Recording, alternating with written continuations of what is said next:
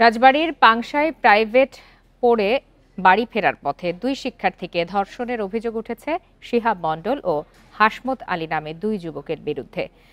Bundle থাকলে প্রতি সেনমানিতে টাকা বাঁচবে। বিকাশ সেনমানি বান্ডেল কিনে জিতুন প্রতি লেনদেনে। এ ঘটনায় একজনকে গ্রেপ্তার করেছে পুলিশ। রবিবার বেলা 11টার দিকে উপজেলার বনগ্রামে এই ঘটনা ঘটে। পুলিশ জানিয়েছে বেলা 11টার দিকে স্কুল থেকে প্রাইভেট পড়া শেষে বাড়ি ফিরছিলেন দুই শিক্ষার্থী। বনগ্রাম এলাকায় পৌঁছালে শিহাব ও হাসমত তাদের পথ রোধ করে।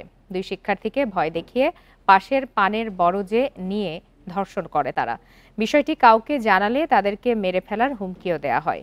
পরে পরিবারকে জানায় ভুক্তভোগী শিক্ষার্থীরা। এ ঘটনায় রবিবার বিকালে থানায় মামলা করলে দুই আসামির একজনকে গ্রেপ্তার করে পুলিশ।